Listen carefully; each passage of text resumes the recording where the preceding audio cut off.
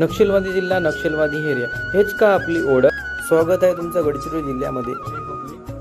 आपण आज हनुमान मंदिर येथे गणपती बघण्यासाठी आलो आलापल्ली येथे. आणि हा बघू शकता गणपती खूप सुंदर आहे आणि खूप कमी लाइटिंगमध्ये खूप जबरदस्त बनवलेला आहे. आणि हा बघू शकता आपल्या गडचिरोली जिल्ह्यामध्ये पारंपरिक येत असलेला हे पानाची पत्राडी, हे पत्राडीपासून नाही का हा मंडप तयार करण्यात आला आहे.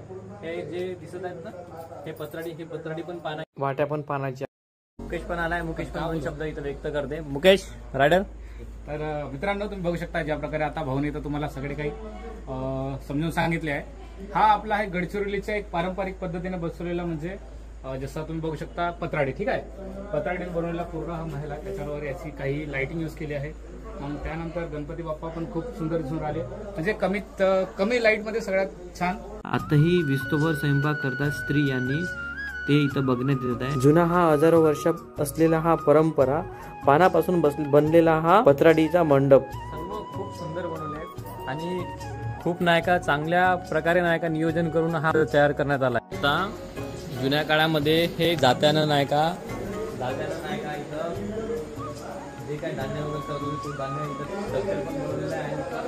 जे धान्य नायका जात्याला करत होतात ते पण नाही इथं. जे गडचिरोलीची जे संस्कृती आहे, ठीक आहे, ते सगळे यांनी दाखवण्याचा प्रयत्न केलेला आहे आणि खूप छान केलेला आहे. तुम्ही पण एकदा येऊन व्हिजिट करा.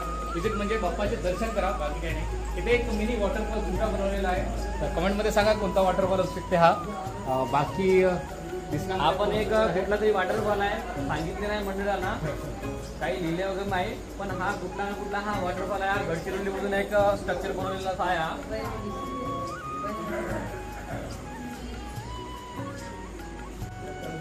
आणि हा पूर्ण बंबूने बनलेला आहे.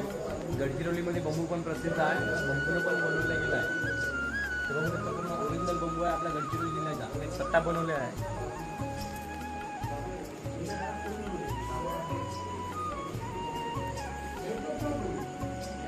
बघू शकता मित्रांनो, बैलबंडी आहे एकदम अत्यंत आणि चांगला, खूप चांगला, म्हणजे खूप चांगला. विचार पण नाही करू शकत मित्रांनो, इतकं चांगला बनवलं आहे.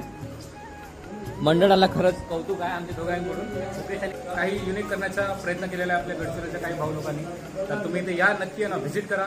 बाकी मला तर असं वाटतं की काहीच म्हणजे मित्रांनो, गडचिरोलीच्या सगळ्यात हटके ना नवीन म्हणजे पारंपरिक पद्धतीने बनवलेला हा मंडळ आहे. तर तुम्ही नक्की येतं या, व्हिजिट करा, बाप्पाचे दर्शन करा. आणि मित्रांनो, हा जो आहे ना मंडळ असं बनवलेला आहे की खूप कोपऱ्यामध्ये, म्हणजे गडचिरोलीच्या अतिदुर्गम भागामध्ये, म्हणजे समजा की गडचिरोलीपासून 150 किलोमीटर अंदर अतिदुर्गम भागातला हा एक व्ह्यू नाही का